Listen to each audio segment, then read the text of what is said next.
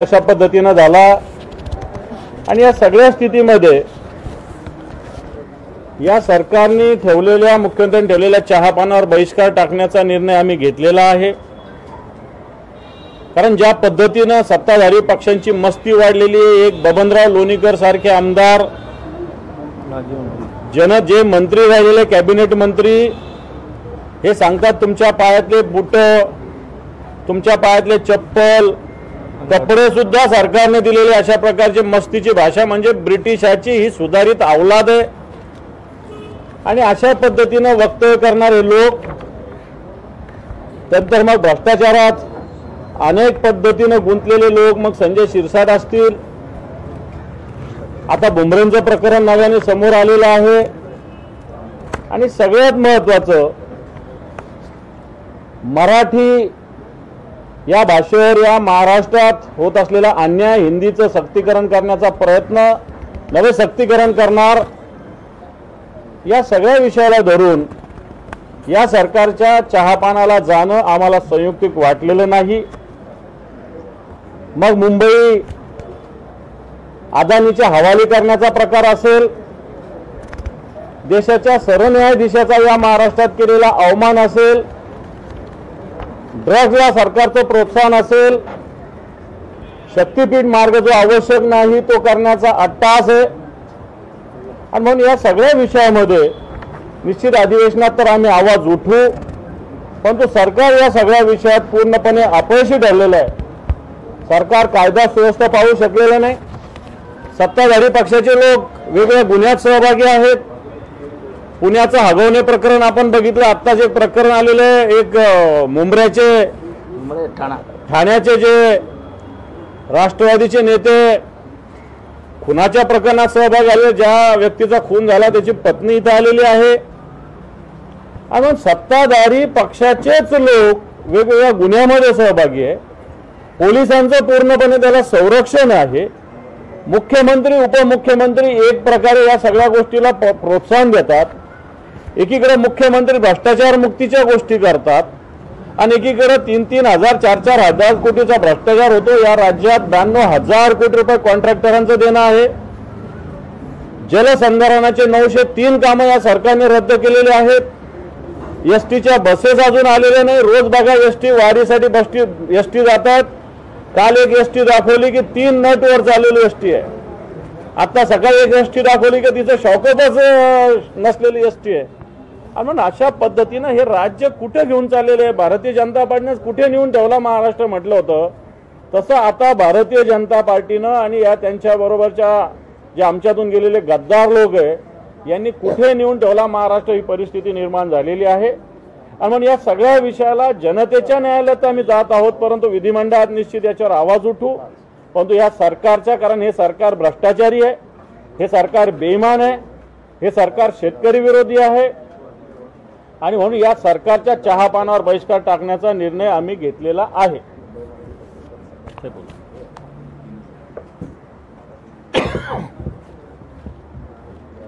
उद्यापासून अधिवेशन सुरू होतं आणि आपल्याला माहिती असतं की पूर्वी संध्येला चहापाण्याचा कार्यक्रम असतो। तसं पाहायला गेलं तर आम्ही विचार करत होतो की या कार्यक्रमाला जायचं की नाही जायचं, कारण विषय अनेक आहेत। जे महाराष्ट्र द्वेष्टे आहेत त्यांच्या चहापाण्याच्या कार्यक्रमाला जायचं म्हणजे पाप तर आहेच, पण मला वाटतं ज्या पद्धतीने हे महायुती किंवा महाझुटी सरकार म्हणजे एक भाजप पक्ष आणि 2 गद्दार गँग, हे जेव्हा आपण पाहतोय ज्या पद्धतीने हे सरकार चालवण्याचा प्रयत्न करतायत, 3 दिशेला 3 तोंड आहेत, एकामेकांमध्ये भांडण आहेत। मग ती बंगल्यांवर नसतील, गाड्यांवरनं आहेत, कुठच्या जिल्ह्याचे कोण मालकमंत्री बनणार, कोण पालकमंत्री बनणार, या खात्यातून त्या खात्यात पी येतात की नाही येत। आणि मग हेच नाही तर मुख्यमंत्र्यांसमोर जाहीरपणे हे पण सांगतात की माझा फंड ह्यांनी चोरला, त्यांचा फंड त्यांनी चोरला। कदाचित त्यांच्यामध्ये देखील अजूनही थोडं एक कोऑर्डिनेशनची गरज आहे आणि म्हणून आम्ही हा निर्णय घेतला की चहापानाच्या कार्यक्रमामध्ये एकामेकांची तोंड तरी बघतील ते। आणि जे सोबत 2 आलेले आहेत त्याच्यात डाग अच्छे आहे ही भाजपची नवीन टॅगलाईन जरी झाली तरी भ्रष्टाचाराचे डाग घेऊन अनेक लोक जे त्या मंत्रिमंडळात बसले असतील किंवा त्या चहापानाला जातील, कदाचित मुख्यमंत्री त्यांना पहिल्यांदा बघतील किंवा त्यांना पुन्हा एकदा आठवण होईल की होय ह्यांच्यावरच मी आरोप केले होते। कोणाला जेलमध्ये टाकणार होते, कोणावर काय आरोप लावले होते, कोणी ईडी कोणाच्या मागे लावली होती।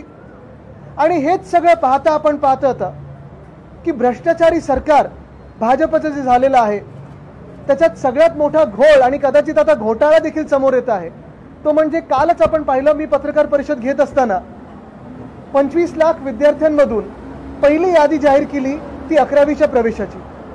कदाचित आम्ही आंदोलनाचा एक हाक मारली होती, त्यानंतर घाबरून ती यादी जाहीर केली असेल, पण रात्री कळायला लागलं, अनेक पालकांनी आम्हाला फोन केलेले आहेत, अनेक लोकांनी आम्हाला विद्यार्थ्यांनी मेसेज केलेले आहेत की जी काय पहिली यादी जाहीर झाली आहे त्या पहिल्या यादीत देखील अनेक मोठे गोंधळ झालेले आहेत आणि कदाचित त्या यादीमध्ये लोकांना टाकण्यासाठी किंवा कुठचं कॉलेज कोणाला देण्यासाठी दादा भुसे जे मंत्री आहेत त्यांनी भ्रष्टाचार केलाय का, पैसे खाल्लेत का, हा देखील एक मोठा प्रश्न आमच्या समोर येतो। कारण हेच ते दादा भुसे आहेत ज्यांनी आपल्या शाळेंवर पहिलीच्या विद्यार्थ्यांवर हिंदी विषय हा लादण्याची सक्ती महाराष्ट्रात त्याची अंमलबजावणीचं GR काढलेलं आहे। हेच ते दादा भुसे आहेत, आमच्या वेळी कृषी मंत्री होते, मला खातं हे नको म्हणून दुसरं काहीतरी त्या मागे लागले होते। आणि हेच ते दादा भुसे आहेत ज्यांनी मागच्या 1.5 वर्षात MSIDC खातं सांभाळलं, पण त्याच भ्रष्टनाथ शिंदेसाठी ज्यांनी हे सांभाळलं खातं, आता ते जे आज मी तुम्हाला सांगतोय हे यादीचा घोटाळा भ्रष्टाचार, तसंच समृद्धीचा जर तुम्ही पाहिलात तर समृद्धीची नदी झाली होती। म्हणजे ज्या हायवेला माझ्या आजोबांचं वंदनीय हिंदू सम्राट बाळासाहेब ठाकरेंचं नाव दिलं, दुर्दैव हे आहे की समृद्धी महामार्गावर खड्डे पडलेले आहेत, त्याच समृद्धी महामार्गावर आज नदी वाहत आहे। आणि आजची बातमी आहे की मुंबई पुणे महामार्गावर चुकीचे फाईन जवळपास 12.5 कोटी 6 लाख गाड्यांना हे चुकीच्या फाईन मारलेत कारण MSRDCनी घोटाळा केलेला। पण हा काही घोटाळा किंवा हा भ्रष्टाचार एवढ्यालाच सीमित नाहीये, 3000 कोटीचा घोटाळा। म्हणजे आपल्याला आठवत असेल 3 ऑक्टोबरची पत्रकार परिषद माझी मागच्या वर्षीची, MSIDCचा घोटाळा, MMRDAचा घोटाळा, गायमुख ठाणे उन्नत महामार्ग आणि मग तो बोगद्याचा असेल, 17,000 कोटीचं टेंडर काढलं, आता 14,000 कोटीवर आलंय। हेच 3,000 कोटी असतील किंवा हे सगळे जे पैसे प्रत्येक कॉन्ट्रॅक्टमधून, लाडक्या कॉन्ट्रॅक्टर ह्या स्कीममधून जे काढलेले आहेत तेच पैसे अनेक राजकीय व्यक्तींना फोडण्यासाठी वापरले जातात, तेच पैसे पक्षाच्या बळकटीकरणासाठी केले जातात। आणि त्याच पैशांमुळे तुम्हाला आता कळलं असेल भ्रष्टनाथ शिंदेना सुरत, गुवाहाटी आणि वॉशिंग मशीनमध्ये उडी मारायला लागली। मुळात आपण पाहतो एकंदर महाराष्ट्रामध्ये कोणी हॉटेल घेण्याचा प्रयत्न करते, कोणी मंत्री छत्रपती संभाजीनगरमध्ये। दुसरं एक पाहिलं असेल ज्वलंत हिंदुत्वाचं उदाहरण म्हणजे बुमरे याच्या ड्रायव्हरनी सलारजंगची प्रॉपर्टी फुकटात घेतलेली आहे। हे अशा अनेक गोष्टी आहेत, पण भ्रष्टनाथांची जे एशनची गट झालेला आहे त्या गटामध्ये अनेक भ्रष्टाचाराचे आता केसेस पुढे यायला लागले आहेत। आमचा साधा सोपा प्रश्न हाच आहे की मुख्यमंत्र्यांना हे दिसतंय की नाही दिसत आहे, आणि युती धर्मामुळे ते काय त्यांचे हात बांधलेले आहेत, कारण ना खाता हूं ना खाणे देता हूं हे ब्रीदवाक्य होतं भाजपचं 2014 मध्ये जेव्हा आम्ही त्यांच्या सोबत होतो। पण आता आपण पाहतोय एक असे डागी लोक त्यांनी घेतलेत, कोणा मर्डर असेल, कोणा भ्रष्टाचार असेल, युती धर्मामुळे काय मुख्यमंत्री महोदय हात बांधून बसलेत की डोळे बांधून बसलेत, हाच मोठा सवाल आहे। आणि हे विषय नुसतं आम्ही अधिवेशनात घेणारच नाही, तर आमची अपेक्षा ही असेल की मुख्यमंत्री महोदयांनी यांच्यावर कारवाई करावी आणि उत्तर महाराष्ट्राला द्यावं, कारण उत्तर आम्ही नाही मागत आहे, महाराष्ट्राची प्रत्येक व्यक्ती मागत आहे।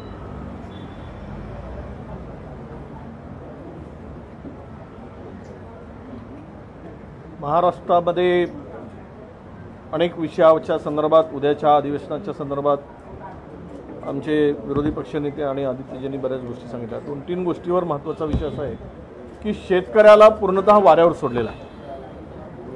शेतकऱ्यांची संपूर्णतः कर्जमाफी देतो म्हणून सांगितलं आणि आता समिती नेमत बसले, म्हणजे बळीराजाला फसवण्याचं पाप करणारे हे सरकार आहे। ज्या बळीराजाच्या भरोशावर खातात आणि त्या बळीराजाला म्हणतात तुझ्या अंगावरचे कपडे आम्ही दिलेत, तुझ्या पायातले चपला आम्ही दिलेत, तुझ्या बापाला दिलं, तुझ्या मायेला दिलं, अशा प्रकारचे घाणेरडी भाषा वापरून समस्त शेतकऱ्यांचा अवमान करणारे सरकार आहे। ही खरं तर हे वक्तव्य माजी मंत्री असलेल्या लोणीकरांनी केलं आणि या संदर्भातली पुढची भूमिका आमची काय राहील ते आम्ही ठरवू। पण अशा मनोवृत्तीच्या, विकृत मनोवृत्तीच्या विचार असलेल्या सरकारच्या चहापाण्याला जायचं का? राज्यातली कायदा सुव्यवस्था पूर्णतः उद्ध्वस्त झालेली आहे, रोज खून होत आहेत, बलात्कार होत आहेत, काही कायद्याचा धाक राहिलेला नाही, पोलिसांचा धाक राहिलेला नाही। आणि हे सरकार मस्तपणे मस्तगुल होऊन टक्केवारी आणि जिल्हे वाटण्याच्यासाठी एकमेकाशी भांडत आहे. वाट्यावरून भांडणं सुरू झालेली आहेत तिघांची आणि वाटा मिळवण्यासाठी कुठल्याही स्तरावर जाण्याची मानसिकता यांची दिसते आहे. म्हणजे एकमेकाच्या खात्यावर निधीवर डोळा ठेवू नयेत. हे डोळा ठेवून यासाठी आहेत की यांना डोळा मारून घ्यायचा आहे म्हणून एक दुसऱ्याच्या खात्यावर. यांना जनतेच्या कामावर डोळा ठेवायचा, जनतेच्या प्रश्नावर यांचा डोळा नाही आहे. यांचा डोळा कुठे आहे तर निधीवर डोळा आहे. अधिकाधिक निधी मिळवायचा आणि त्यातून आपली टक्केवारी काढायची. आपल्याला माहीत असेल की महाराष्ट्रामध्ये अवकाळी पाऊस मोठ्या प्रमाणात आला आणि त्यामध्ये प्रचंड नुकसान झालं. 2 वर्षापासून 1 रुपयाही शेतकऱ्याला मिळालेला नाही. या सगळ्या नैसर्गिक आपत्तीमध्ये झालेल्या नुकसानीचं पैसेच मिळत नाही. आणि मग अशा सरकारच्या चहा पाण्याला काय जायचं आम्ही? ज्यांना महिलाचं संरक्षण करता येत नाही, ज्यांना कायदा सुव्यवस्था नीटपणे हाताळता येत नाही, ज्या भ्रष्टाचारामुळे प्रचंड अखंड बुडालेलं हे सरकार आहे. तुम्हाला माहीत असेल की सुप्रीम कोर्टाच्या निर्णयानंतर 3,000 कोटी रुपयेचा भ्रष्टाचार त्या ठिकाणी झालेला दिसून आला. म्हणजे 3,000 कोटी रुपये त्याच्यावर ब्र काढायलाही तयार नाही. इथे कुठलंही काम पैसे दिल्याशिवाय होत नाही. खालून वरपर्यंत निधी मिळवायची असेल तरी टक्केवारी मोजावी लागते, तरच मंत्रालयातून पैसे सोडले जातात. अशा म्हणजे आपण पाहिलंय की कांदा उत्पादक शेतकऱ्याला वाऱ्यावर सोडलं. हमी भावाचा पत्ता नाही. कापसाला भाव मिळत नव्हता, सोयाबीनला भाव नाही. ह्या मधातल्या पावसानं दडी मारल्यामुळे कापसावर वाणी नावाची किडी आली आणि ते प्रचंड उगवलेलं कोंब हस्त करून गेली. कुठलेही पंचनामे नाही किंवा मदतीचा त्यामध्ये कुठेही प्रावधान नाही. म्हणून अशा या सगळ्या अनेक प्रश्न आहेत की ज्यामध्ये या सरकारने सत्तेवर आल्यानंतर जनतेला वाऱ्यावर सोडलंय, बेरोजगारांना वाऱ्यावर सोडलंय, अनेक निर्णय फिरवलेत. खाजगी कंत्राटी पद्धतीनं ज्या कंपन्यांना काम दिलं होतं त्याला स्थगिती दिली, परत ते काम पुन्हा सुरू केलं आणि सगळ्या बेरोजगारांची फसगत चालली. प्रचंड मोठ्या प्रमाणावर कंत्राटीकरणाचं काम सुरू झालं. ज्या राज्यामध्ये पोलीस, महिला अधिकारी सुद्धा सत्ताधाऱ्यांच्या पुढे सुरक्षित नाहीत, तिचा सुद्धा विनयभंग केला जातो. म्हणजे इथपर्यंत हिंमत या सगळ्यांची गेलेली आहे. म्हणून आम्ही या चहा पाण्याच्या कार्यक्रमावर बहिष्कार टाकायचं ठरवलं आहे. अनेक मुद्दे आहेत, तुम्हाला त्याचं निवेदन सगळ्यांना त्यानंतर मिळणारच आहे. पण इतका नालायक सरकार महाराष्ट्राच्या इतिहासात कधी झालं नाही. हे सरकार, अशा पद्धतीचं सरकार आपल्याला बघायला मिळत आहे. प्रश्न तुम्ही गेले काही दिवस म्हणजे हे सरकार स्थापन झाल्यापासून महाराष्ट्र राजकीय दृष्ट्या उद्ध्वस्त झालाय. या तिघांमध्ये समन्वय नाही हे स्पष्टपणाने सामोरे येत आहे. उघडपणाने कोणीतरी व्हिडिओ बाहेर काढतो, कोणीतरी काळी पूजा होत असल्याचं दाखवतो. ते काळी पूजा करतात की काय करतात याची आम्हाला काही घेणं देणं नाही. पण प्रश्न आहे की पुरोगामी महाराष्ट्रामध्ये या काळ्या पूजेला एवढं महत्त्व कधीपासून यायला लागलं? याच्यातनं काय प्राप्त होतं? जिथे जावं तिथे नगरसेवक फोडण्याचे प्रकार सुरू झालेले आहेत. हे नगरसेवक फोडताना 3-3 कोटी 5-5 कोटी घेतल्याचं दिल्याचं दावा छुपेपणाने उघडपणाने त्यांच्याच पक्षातली लोक करतात, कारण का त्यांच्याच पदाला धोका निर्माण झालाय. हे येतात कुठून? तर तुम्ही 3,000 कोटी रुपये एकाच टेंडरमधनं खाणार असाल, एका टेंडरमधनं 3,000 कोटी रुपये, काय होणार आहे महाराष्ट्रात? मला आजही आठवतं की 1989 साली बोफोर्सचा घोटाळा झाला, असं बोंबोंब झाली, स्कॅम झाला आणि 65 कोटी रुपये घेतले असा आरोप जॉर्ज फर्नांडिस यांनी तत्कालीन कैलासवासी राजीव गांधी यांच्यावर केला. राजीव गांधींचा त्याच्यानंतर झालेल्या निवडणुकीत दारुण पराभव झाला. 65 कोटी रुपयामध्ये अख्खं केंद्र सरकार उलटलं. इथे सर्वोच्च न्यायालयाचे न्यायाधीश बोर्ड असं दाखवतात आणि सांगतात याच्यात 3,000 कोटीचा गफला आहे. तुम्ही मागे घेता टेंडर का आम्ही ह्याच्यावर काही करावं? अख्खं सरकार सुप्रीम कोर्टात खाली धावत धावत धावत जातं. दुसऱ्या दिवशी टेंडर मागे घेतं, पण मागे घेताना हे तर सिद्ध झालं ना 3,000 कोटीचा घोटाळा आहे. 3,000 कोटी? अरे काय तुमच्या बाचे पैसे आहेत का? आमच्याच 12 कोटी जनतेचे पैसे तुम्ही असे खाणार आणि असे मुक्त हस्ताने वाटणार जुगारात. हा जो राजकीय जुगार सुरू झालाय तो केविलवाणा आणि किळसवाणा आहे. कायदा आणि सुव्यवस्थेबद्दल न बोललेलं बरं. आम्ही त्याच्यात मांडलंय की नांदेडला आठवड्याला 1 खून होतोय. महाराष्ट्रामध्ये महिलांवरचे अत्याचार वाढले. खोटानाट्याची स्पर्धा सुरू झालेली आहे. जे ठाण्याच्या केसबद्दल विरोधी पक्षनेते बोलले, सगळे पुरावे हातात असताना देखील पोलीस कारवाई करायला तयार नाहीत. म्हणजे कन्फेशन आहेत आरोपींचे की आम्हाला खून कोणी करायला सांगितला, काही पोलीस करायला तयार नाहीत. हे का चालू आहे? सत्ताधारी पक्षाची लोक खून करणार असतील आणि सत्ताधारी पक्ष त्यांना वाचवणार असेल तर कायदा आणि सुव्यवस्था राहणार कशी? लोकांची हिंमत वाढायला लागली. स्वतःच्या पॉलिटिकल मेमोरेंडम मध्ये सांगतात की कर्जमाफी करणार आणि त्याच कर्जमाफीबद्दल बोलतात आम्ही बोललोच नाही. अरे काय तुमचा काय शेतकरी तुम्हाला लाचार वाटतो की काय? तुझ्या मायला पैसे आम्ही दिले, तुझ्या बापाला पैसे आम्ही दिले, तुला पैसे आम्ही दिले. अरे तुझ्या जीवावर जगतो की काय आम्ही? लोणीकरांनी लोणी खाल्लं असेल, महाराष्ट्राच्या जनतेने खाल्लेलं नाही. तेव्हा अशा या भ्रष्ट उन्माद आलेल्या मंत्र्यांबरोबर त्यांच्या बाजूला बसून चहा प्यावा असं आमच्यापैकी एकालाही वाटत नाही. आणि म्हणून आम्ही सगळ्यांनी एकत्रित निर्णय घेतला की चहा पानाला त्यांच्या बाजूला बसणं म्हणजे भ्रष्टाचाराला पाठिंबा देणं, गुन्ह्यांना मदत करणं, मराठीवरती अत्याचार करणाऱ्या सरकारला मदत करणं. आज सगळे बोलायला लागले की नाही बघू. अरे तुम्ही कॅबिनेटमध्ये होतात ना, कॅबिनेटमध्ये तुमच्या समोर आला ना हिंदीचा प्रश्न, मग कॅबिनेटमध्ये विरोध काय केला? आता कशाला विरोध करताय? आता कशाला काहीतरी आम्हाला वेगळं वाटतंय बघू काहीतरी विचार करू बोलताय? कॅबिनेटमध्ये काय करता तुम्ही?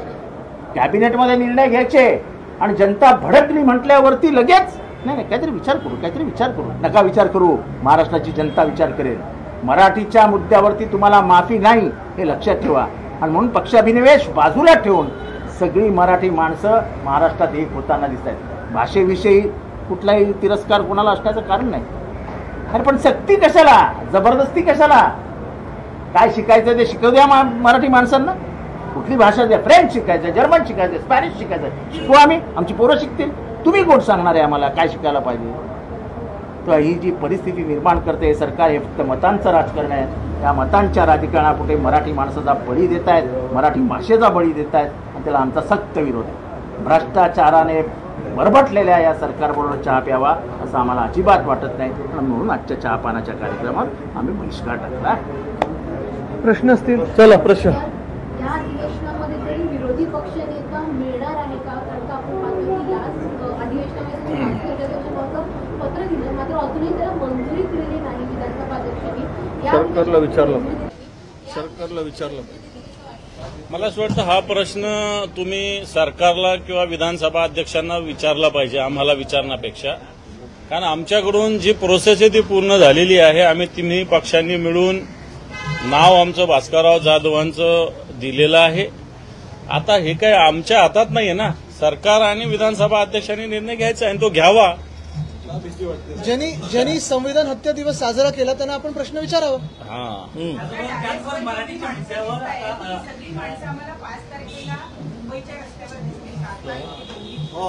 नक्की सगळे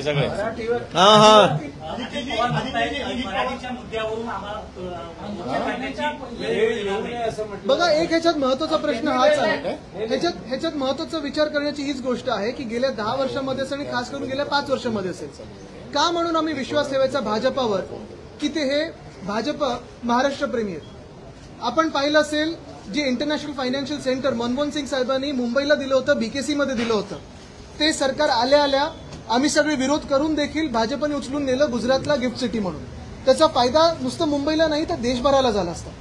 दुसरी गोष्ट, भाजपच्या सरकारमध्ये गेल्या 5 वर्षात आपण पाहतोय, मग मिंदेंचं सरकार असेल किंवा भाजपचं सरकार असेल गेल्या 2.5-3 वर्षामध्ये, Vedanta Foxconn, Airbus Tata, bulk park, medical device park, हे सगळं नेलं त्यांनी गुजरातला आणि अनेक त्यांच्या राज्यांमध्ये. तिसरी गोष्ट आपण पाहतोय, गेल्या 2.5 वर्षाच्या काळामध्ये मिंदेंचं सरकार असो किंवा भाजपचं सरकार असो, आता भाजपचं सरकार आलंय, तुम्हाला मराठी बोलण्याची गरज नाहीये, आम्ही ज्या भाषेत बोलायचं ते बोलू, हे एका दुकानात जाऊन मराठी माणसावर दादागिरी भाजपच्याच सरकारमध्ये कशी होऊ शकते? व्हेज नॉनव्हेजचा जो विषय होता की तुम्ही खराब लोक आहात, तुम्ही मराठी लोक आहात, तुम्ही मटन मांस मच्छी खाता, हे बोलण्याची हिंमत महाराष्ट्रामध्ये असेल, मुंबईमध्ये असेल, भाजपचंच सरकार आमच्या डोक्यावर बसल्यानंतर कोणाची होऊ कशी शकते? आणि मग आता कुठेही हा प्रश्न नसताना, खरं तर काही विषय आणण्याची गरज नव्हती, आपापल्या शाळांमध्ये आपापले विषय चालू असतात, वेगळे विषय भाषा चालू असतात. मग मराठीवर ही जी भाषेची सक्ती चाललेली आहे, तिसऱ्या भाषेची आणि हिंदीची, पहिल्यापासून आम्ही बोलतोय हिंदी भाषेला विरोध नाही, हिंदी भाषिकांना विरोध नाही, पण ही जी सक्ती आहे, थोडी तरी शिक्षण मंत्र्यांनी जे काही आहे इथे ते वापरावं. पहिलीच्या विद्यार्थ्यांवर तुम्ही तिसरी भाषा लादणार आहात का? आणि ती मग एकच भाषा कशाला? 5वी पासून असेल किंवा नंतर असेल, फ्रेंच शिकायची मुभा द्या तुम्ही, फायनान्शियल लिटरसी असेल, स्पॅनिश असेल, वेगळे विषय द्या. पण एका बाजूला आपण पाहतोय की भाजप आपला अजेंडा हा महाराष्ट्र विरोधी चालवत चाललेला आहे. आणि तसंच मुंबईमध्ये सगळ्यात मोठा, जगातला सर्वात मोठा जमीन घोटाळा म्हणजे धारावीचा अदानी घोटाळा जो झालेला आहे, तो एवढ्याचसाठी झालेला आहे कारण भाजप राजकीयदृष्ट्या मुंबई किंवा महाराष्ट्र जिंकू शकत नाही, मुंबई तर जिंकू शकतच नाही. आणि म्हणून मुंबईची जमीन अदानीच्या घशात घातली म्हणजे बुलेट ट्रेननी सगळं नेलं गुजरातला. ही जी भूमिका भाजपची आहे, त्याला आम्ही सगळे मराठी म्हणून सगळे भेदभाव बाजूला ठेवून विरोध करू.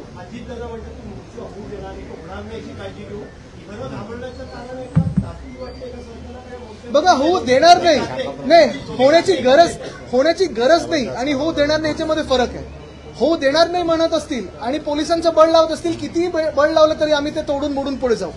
होण्याची गरज नसेल तरी देखील तुमच्या जे सत्ताधारी पक्ष आहे आणि भ्रष्टनाथ मिंदेंचे जे मंत्री आहेत त्यांच्या डोक्यात ही कीड वळवळू शकते, ह्याला आम्ही विरोध म्हणून उतरू. तसंच काल पाहिलं असेल, 25 लाख विद्यार्थी महाराष्ट्राचे आहेत, का तुम्ही त्यांचं नुकसान करताय? का त्यांची कॉलेजची ऍडमिशन प्रोसेस थांबवताय? नुकसान महाराष्ट्राचं कर.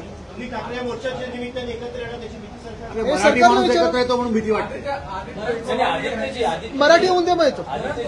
अजित पवारांचं जे स्टेटमेंट आहे ते असं म्हणाले की मोर्चा काढण्याची वेळ येऊ नये यासाठी आम्ही प्रयत्नशील आहोत.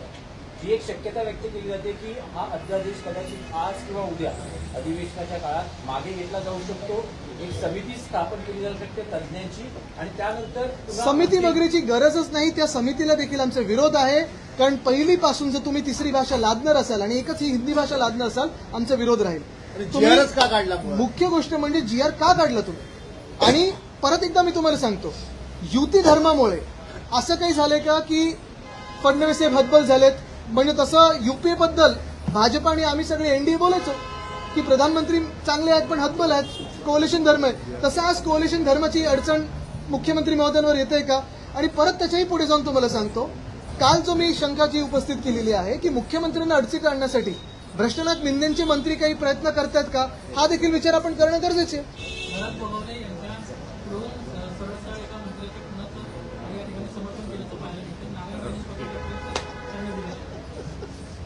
सांगा कोण बोलणार आहे का? पण हे मंत्री प्रधानमंत्र्यांच्या बाजूला बसू शकतात खून करून, म्हणजे प्रधानमंत्र्यांच्या सुरक्षेला देखील किती मोठा धोका ह्यांनी निर्माण केला हा विचार करा. बाकी का खाकीत रुमाल नाही म्हणून मी जास्त बोलू नाही शकत. किती मर्डरी केल्या, मर्डर म्हणजे एक होतो, मर्डरी म्हणजे अधिक. या केसी आणि मर्डरी याबद्दल जर काय अधिकची माहिती असेल तर माझं महाराष्ट्राच्या गृहमंत्र्यांना म्हणजे मुख्यमंत्र्यांना हात जोडून विनंती आहे, या मर्डरीबद्दल आणि या केसीबद्दल आपण अधिकची माहिती माननीय गोगावले साहेबांकडनं घ्यावी आणि महाराष्ट्राला पुढील ज्ञान द्यावं. आणि त्याच्यात कोंबड्या बसू नका म्हणजे बाकीचं कायदेशीर पोलिसांनी बोलवलं पाहिजे. एक खरोखर ह्याच्यात नाही एक खरी गोष्ट ह्याच्यात आहे, म्हणजे गंमत जरी बाजूला ठेवली आपण तरी एखादा जबाबदार मंत्री हे वक्तव्य करू शकतो. हा, जे केंद्रीय मंत्री राहिले त्यांच्याबद्दल पोलिसांनी त्यांना बोलवून त्यांचा जबाब घेतला पाहिजे की नक्की काय तुमच्याकडे माहिती आहे. चौकशी दोघांवर केली पाहिजे की कुठच्या मर्डर झाल्या आहेत, कुठचे आरोप झालेले आहेत, आणि हे खरं मुख्यमंत्र्यांनी बोलून घेतलं पाहिजे. कारण जर असे मर्डर करणारा व्यक्ती प्रधानमंत्र्यांच्या बाजूला कॅबिनेटमध्ये बसत असेल तर प्रधानमंत्र्यांच्या देखील आपण पाहतो सुरक्षेला मोठा धोका आहे. सभागृहातच मुख्यमंत्री पाटील यांची आता थोड्या वेळापूर्वी पत्रकार परिषद कोणाची मनोज जरांगे पाटील आणि त्यांनी असं सांगितलं की 29 ऑगस्टला 28 ऑगस्टला ते मुंबईमध्ये येत आहेत आणि पुन्हा एकदा मराठा आरक्षण आणि हा संपूर्ण अधिवेशन संपल्यावर येत आहेत, त्याच्यावर चर्चा आता नंतर होईल.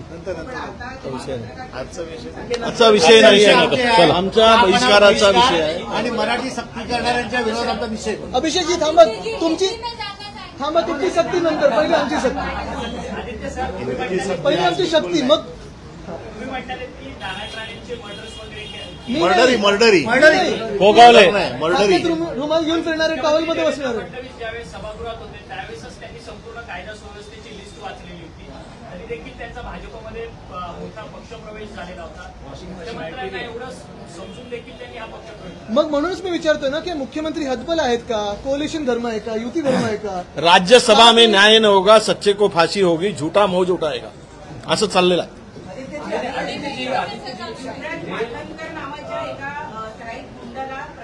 प्रवेश दिलेला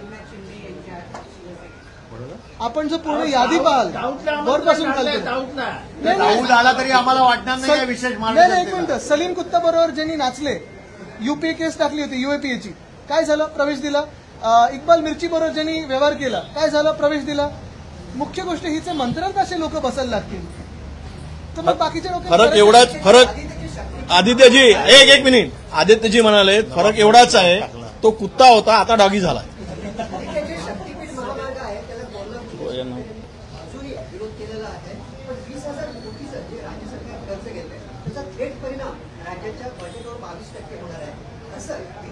बघा, थेट परिणाम ह्या सरकारवर, कारण हे सरकार थेट निवडणूक आयोगाच्या आशीर्वादामुळे निवडून आलेलं आहे. तुम्ही शेतकरी म्हणून आंदोलन करा, तुम्ही विद्यार्थी म्हणून आंदोलन करा, महिला म्हणून आंदोलन करा, या महाराष्ट्राचे या देशाचे नागरिक म्हणून आंदोलन करा, या सरकारला काही काडी मात्र फरक पडत नाही. त्यांना फरक एवढाच पडतो, तिजोरीत पैसा आहे किती हे बघायचं नाहीये. ह्या सगळ्या कॉन्ट्रॅक्टमधून लाडक्या कॉन्ट्रॅक्टरला किती मिळतंय आणि स्वतःच्या खिशात किती जात आहे, एवढाच फरक पडतो. बाकी सरकारला काडी मात्र फरक पडत नाही. या संदर्भात 9,83,000 कोटीचं कर्ज आलंय. दरडोई आता 70,000 रुपये प्रत्येक माणसाच्या डोक्यावर कर्ज झालेलं आहे. मुलगा जन्माला आला, सगळे तुमच्यावर पण आहे, म्हणजे पत्रकार म्हणून तुम्ही सुटले नाहीत हा, तुमच्यावर पण तेवढंच कर्ज आहे, हे लक्षात घ्या. महाराष्ट्रातील मुलगा जन्माला आला की तेवढं कर्जाचं ओझं घेऊन येतो, हे पहिल्यांदा होत आहे. एवढा कर्ज काढल्यानंतर आता या सरकारला कर्ज काढता येत नाही म्हणून तिजोरीत खडखडाट आहे. सगळे योजना गुंडाळल्या आहेत, आदिवासी समाज कल्याणचे निधी वळवलाय आणि म्हणून यांनी आता महामंडळ तयार करून कर्ज काढून सरकारच्या तिजोरीतून त्या कर्जाचं व्याज द्यायचा आणि कर्जावर इन्फ्रास्ट्रक्चर उभं करायचं, रस्ते बांधायचे, पूल बांधायचे, सगळ्या इन्फ्रास्ट्रक्चर मोठं मोठं करायचं आणि त्यातून टक्केवारी वसूल करायचा. एवढाच एक सरळ मार्ग, सोपा मार्ग यांनी निवडलेला आहे. ह्याच्यात अजून एक महत्वाचं म्हणजे आपण पाहिलं असेल, हे तुम्ही कितीचा खर्च बोलताय? 55,000 कोटीचा समृद्धी महामार्ग आहे. खड्डे पडले नाही पहिल्या वर्षात, उद्घाटन नदी वाहिली नाही, त्याच्यावर ब्रिज कोसळला नाही, क्रॅक्स गेले नाहीत, अटल सेतूच्या आजूबाजूला क्रॅक्स गेले नाहीत. कोस्टल रोड जे आम्ही बनवायला सुरू केलं होतं, मिंदे जेव्हा सरकारमध्ये बसले, रोड सर्फेसिंग तेव्हाच्या काळी झालेलं आहे. रोड सर्फेस जाऊन बघा टनलमध्ये कशी आहे. मेट्रो 17 दिवसापूर्वी जे उद्घाटन झालं त्याची भिंत कोसळते. हे आज दुर्दैवी चित्र महाराष्ट्राचं. आपण एका काळी आपल्याला देशातलं प्रगत राज्य म्हणायचो किंवा सरकार आपलं आपण पाहत होतो, अनेक वेगवेगळी कामं करायची, पण आज महाराष्ट्र कशात फसलेलं आहे, कशात अडकलेलं आहे? ह्या वादांमध्ये अडकलेलं आहे. आदित्यजी हो, समृद्धीचं नक्कीच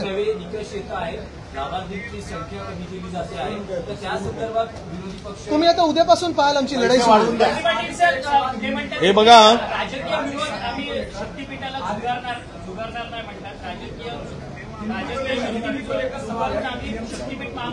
बारा जिल्ह्यामध्ये शेतकऱ्यांनी विरोध केलेला या शक्तीपीठ महामार्गाला. आम्ही ज्यावेळी राजकीय मंडळी यात पडतो त्यावेळी शेतकरी आमच्याकडे येतात म्हणून पडतो आणि म्हणून याला राजकीय कलर देण्याचा प्रयत्न सरकार करते. वित्त आयोग आलं, ज्यावेळी बैठक झाली त्यावेळी वित्त आयोगाने सांगितलं की आता भांडवली खर्च तुमचा 10% वर गेलेला आहे. त्यांच्या ह्याच्यात नमूद आहे की कर्ज काढण्याची मर्यादा आपली जी आहे ती पुढच्या 4 वर्षामध्ये 25% मर्यादा ओलांडली जाईल आणि फायनान्स आणि प्लॅनिंग डिपार्टमेंटनं जी नोट त्या ठिकाणी दिलेली आहे आम्ही वर्तमानपत्रामध्ये वाचलं, त्यामध्ये स्पष्टपणे सांगितलेलं आहे की टाईड अप एक्सपेंडिचर कमी करावं लागेल. हा प्रोजेक्ट व्यवहार नाही आहे, रेव्हेन्यूवर या ठिकाणी त्याचा परिणाम त्या ठिकाणी होणार आहे हे स्पष्टपणे सांगितलेलं आहे. आणि म्हणून आमची भूमिका महाविकास आघाडी म्हणून असेल किंवा सगळेजण, हा गरज नसलेला शक्तीपीठ या ठिकाणी रद्द करावा. आर्थिक बोजा सरकारवर या ठिकाणी पडू नये. कर्जात अजून सरकार, आता डीपीडीसीला निधी नाही आहे, 20% निधी सोडायचं काम चालू आहे. शासनानं GR काढलाय, जे बजेटरी तरतूद आहे त्यातले 60% पैसे खर्च होत आहेत, बिलं दिली जात नाहीत. गोपीनाथ मुंडे साहेबांच्या नावानं शेतकरी जो विमा योजना आहे त्याचे 2-2 लाख रुपये या ठिकाणी दिलेले नाहीत. अशी अवस्था असताना हा शक्तीपीठ गरजेचा नाही. याला राजकीय कलर देऊन शेतकऱ्यांना या ठिकाणी अडचणीत आणण्याचा प्रयत्न सरकारचा चालू.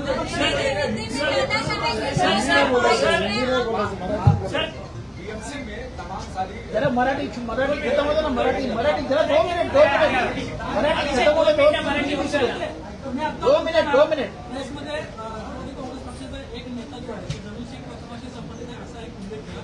मला ती जमीन शेख प्रकरण काय मुंबईत आहे त्यांना तुम्ही न्याय देणार आहात? नाही, त्यांचे कुटुंबीय इथं भेटायला आलेले आहे की त्याचा व्हिडिओ समोर आहे, जबाब आहे पोलीस स्टेशनला की अशा पद्धतीनं या व्यक्तीची जी आपण उल्लेख केला यांचे खून करण्याची सुपारी देण्यात आलेली आहे. एकाला दिली, त्यांनी घेतली नाही, दुसऱ्याला दिली, कोणी दिली हे त्यांनी पोलिसांना सांगितलेलं आहे. असं असताना जो राष्ट्रवादी काँग्रेसचा नेता आहे ठाण्याचा, एक जो उमेदवार होता, मला वाटतं आव्हाड साहेबांच्या विरोधातच इलेक्शन लढलेला आहे, याला साधं पोलीस स्टेशनमध्ये सुद्धा बोलवलं नाही. जो तपास करत होता त्या पोलीस अधिकारी ज्यांनी पूर्ण तपास केला याची बदली झाली. एका राजकीय नेत्याच्या, आम्ही निश्चित सभागृहात हा मुद्दा काढू, एका मोठ्या मंत्र्याच्या दबावामुळं ती कारवाई थांबली.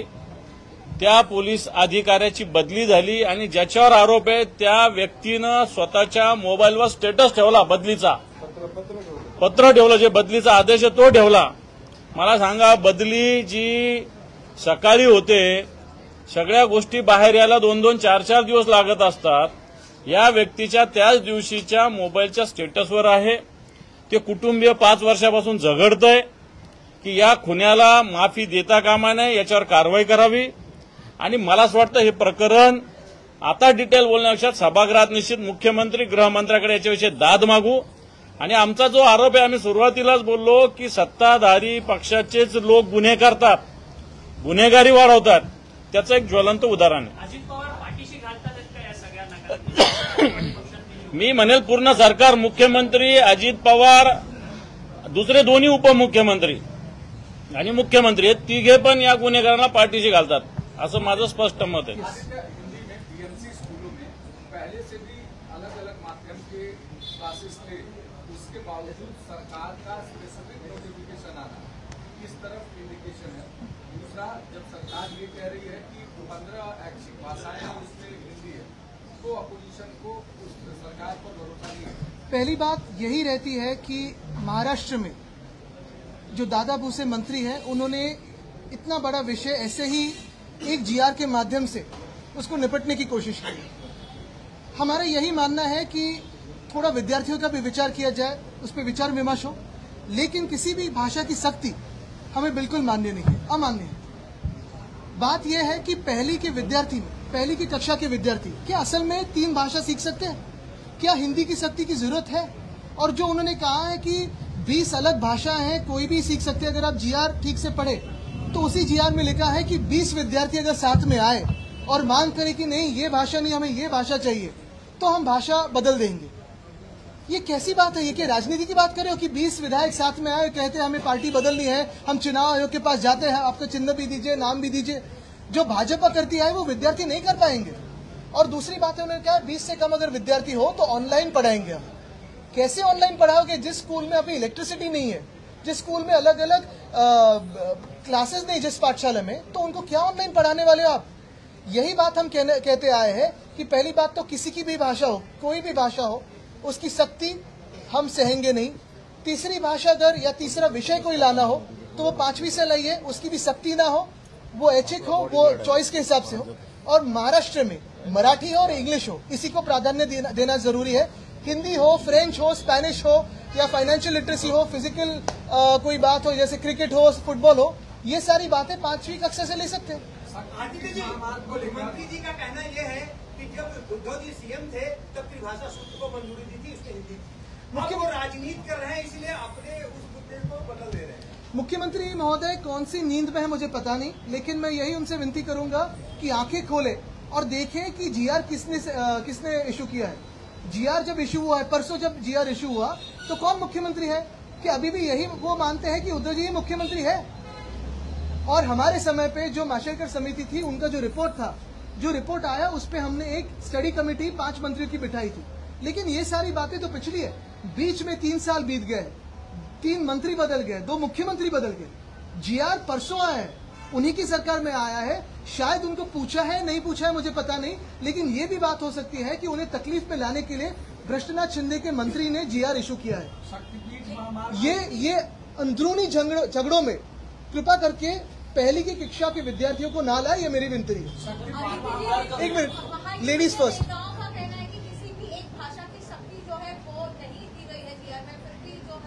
तो चलो बहस करें हमारे साथ। अगर हिंदी अनिवार्य है पहली कक्षा से, तो फिर क्या इसे सख्ती नहीं कहते? और अगर उन्होंने यही कहा है कि 20 विद्यार्थी अगर साथ में और विषय बदल सकते हैं, क्या ये पार्टी फोड़ने की बात हो रही है?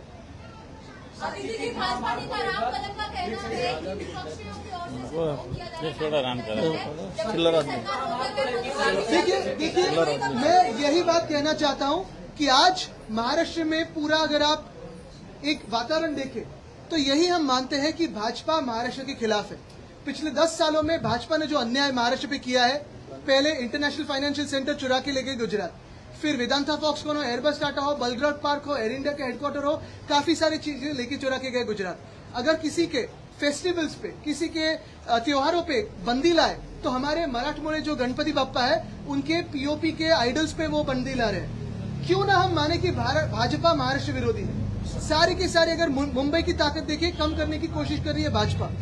आज मुंबई हो, महाराष्ट्र हो, इसका महत्व कम करने की जो कोशिश भाजपा कर रही है, उसके खिलाफ हम लड़ते रहेंगे। और मुझे विश्वास है कि सारी महाराष्ट्र की जनता और सारी महाराष्ट्र प्रेमी जनता साथ आके इसका विरोध करेगी।